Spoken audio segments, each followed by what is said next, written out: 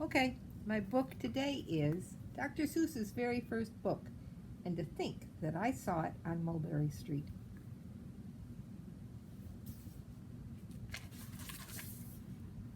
And to think that I saw it on Mulberry Street. This used to belong to somebody named Davion. For Helene McSee, mother of the one and only Marco. When I leave home to walk to school, Dad always says to me, Marco, keep your eyelids up and see what you can see. But when I tell him where I've been and what I think I've seen, he looks at me and sternly says, your eyesight's much too keen. Stop telling such outlandish tales. Stop turning minnows into whales. Now what can I say when I get home today?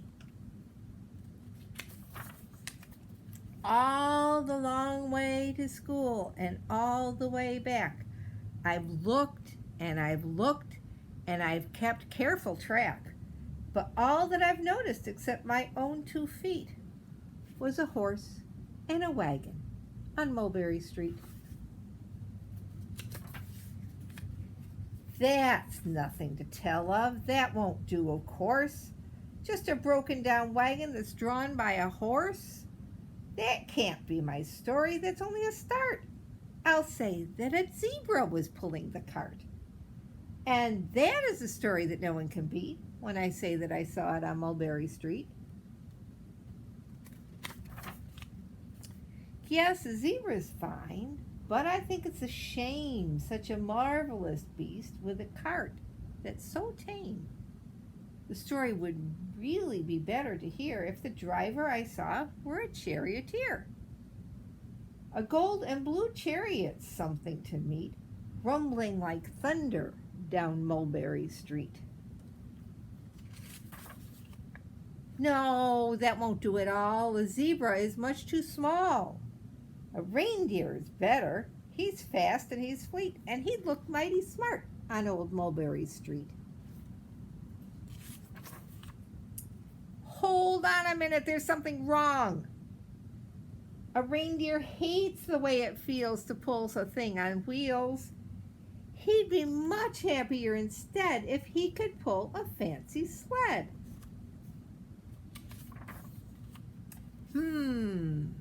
A reindeer and a sleigh. Say anyone could think of that. Jack or Fred or Joe or Nat. Say even Jane could think of that. But it isn't too late to make one little change. A sleigh and an elephant. Now, that's something strange. I'd pick one with plenty of power and size, a blue one with plenty of fun in his eyes. And then, just to give him a little more tone, have a Raja with rubies perched high on a throne. Say, that makes a story that no one can beat when I say that I saw it on Mulberry Street. But now, I don't know, it just still doesn't seem right. An elephant pulling a thing that's so light would whip it around in the air like a kite. But he'd look something grand with a great big brass band. A band that's so good should have someone to hear it. But it's going so fast it's hard to keep near it. I'll put on a trailer. I know they won't mind if a man sits and listens while hitched on behind. But now, is it fair? Is it fair what I've done? I bet those wagons weigh more than a ton. That's really too heavy a load for one beast. I'll give him some helpers. He needs 2 at least.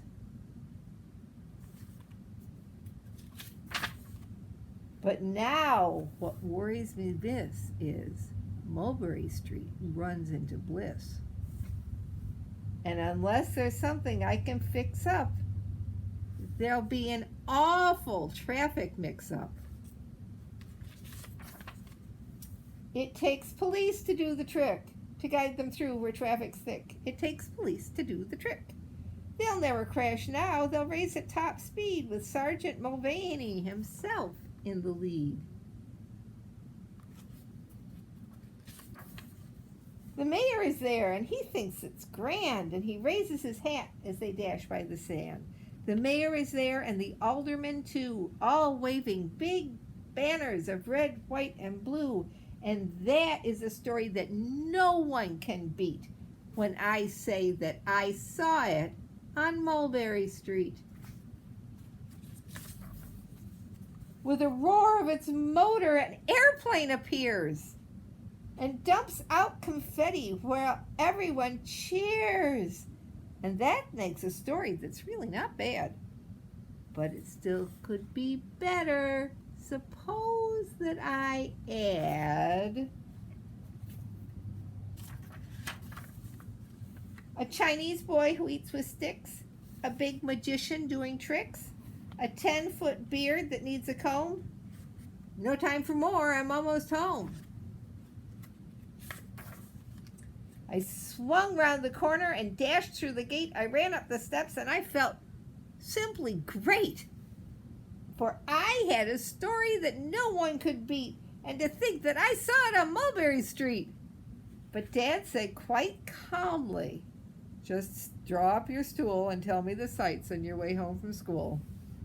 There was so much to tell. I just couldn't begin. Dad looked at me sharply and pulled on his chin. He frowned at me sternly from there at his seat. Was there nothing to look at, no people to greet? Did nothing excite you or make your heart beat? Nothing, I said, growing red as a beet, but a plain horse and wagon on Mulberry Street. The end. Wasn't that a good book? Love you. Bye-bye.